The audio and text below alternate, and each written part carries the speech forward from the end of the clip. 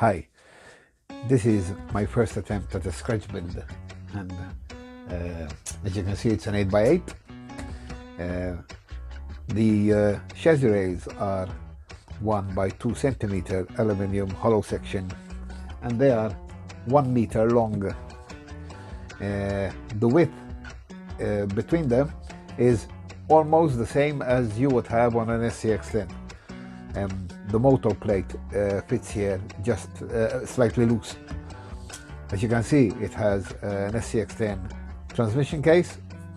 The gears are all metal, and it has a dual motor setup, not wired yet. It is on AR60 axles. For those who don't know, those are the axial rate axles, and I'll be using 2.2 wheels on it. I have the DC wheels here, alloy wheels on them, with the stock axial, what are they called? I can't remember the name. Ripsaw tires on them. I have also put the whole weight on leaf springs. I had to cut a bit from the axles to mount the leaf springs. The normal mounts for your forelink and your shock, I had to grind that down for the U-bolts to fit in the correct place for the leaf spring to be mounted in the same place as your normal shock would be. So then I can move over to my transfer case, and I have to move the camera too.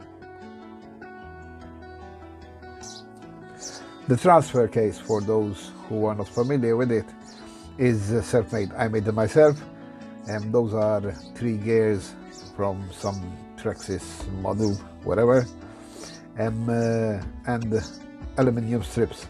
There's a video for this on how I made it, and I will show you a link somewhere up in one of the corners when I publish this video.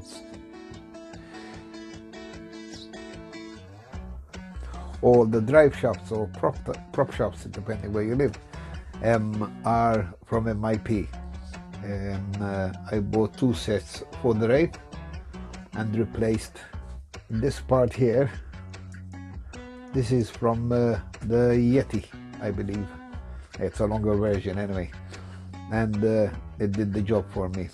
Plus some other mods I made, which if you watch that video of the transfer case, you will see what I did as well on that. The axle you are seeing is the 3rd from the front, and as you can see, it has a direct prop shaft going to it. Additionally, there is a 2nd shaft to its left at a higher level, which feeds the 4th and last shaft at the rear. Each axle on this 8x8 is driven by its own prop shaft, independently all the way from the transfer case. What you are seeing is the transfer case and the extra long shafts I put on it to feed the axles. So on the left, from the top of your screen, that shaft is coming all the way from the transmission case. The gears turn the center gear, which turns the center shaft, and that shaft feeds the frontmost and rearmost axle, while the gear and the shaft on the far right feed the 2nd and the 3rd axle. In doing so, the gears rotate counter each other, so this kills torque twist. The 2nd and 3rd axle spin 2nd and 3rd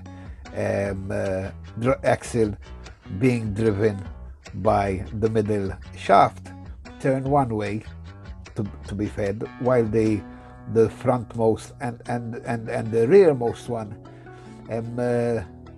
turn the opposite direction, and they eliminate torque twist.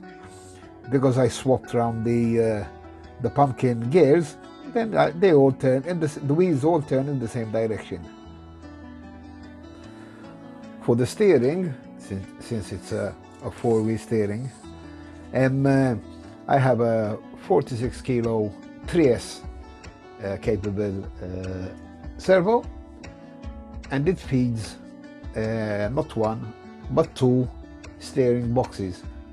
This is very realistic for starters, and when it comes to scale, and it actually works a lot better, and the steering is more responsive. The link feeds the steering box, and at the same time has another link to the second one. When these turn, the link that you have going to your steering, to the wheel at the bottom, act exactly like you have a servo down there. It's like you have a chassis mounted.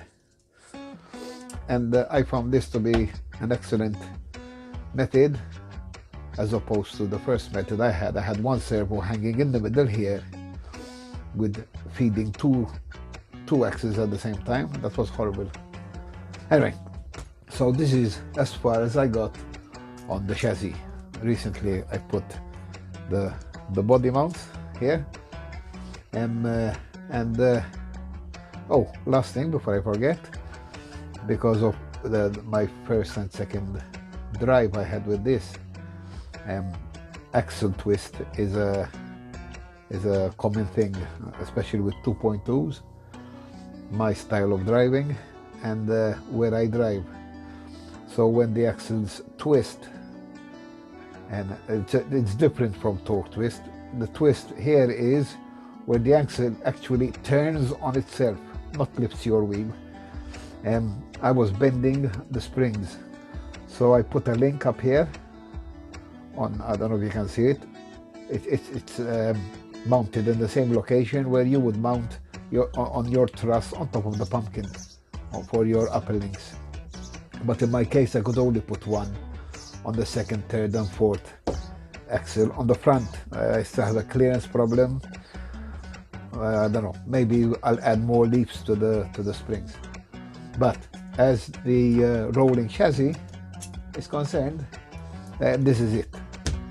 And I will now show you what I did as for the body. So far, this is what I have done, and this is the direction I would like this build to go, where you have your driver cab. There will be a partition here inside, and there will be the sleeper in here, a bed and some accommodation stuff. This is the bay engine here with two spare wheels and a toolbox on the back. Let me turn it around so you'll be able to see it. I have finished the bay engine, sorry, the engine bay and the toolbox. Sanded them down and glued. Alright, they're tied together but not fixed permanently yet. And that is the cab from the back. I still have to do some adjustments here to make this fit properly. Anyway, I'm also trying my hand at these grooves to show different panels, and I want to have a go at simulating pop rivets. I don't know if you can see it. There's one here. Let me see. Maybe I can zoom in. Oop, too much. There. What you see is a dot. In reality, sorry, I'm using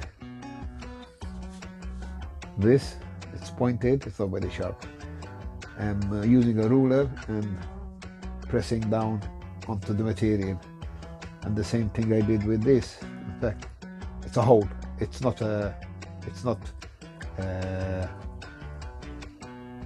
how do you say it? Whatever, you know what I mean.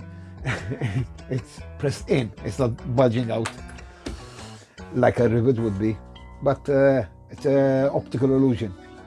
Hopefully, I'll try it on a scrap piece of material and see what it looks like painted before I continue doing this. I also have the under part of the cab, which are the wheel arches and the remainder of the door, which I still have to start building. So for the time being, I'm going to stop here, and when I have those ready, I will show them to you.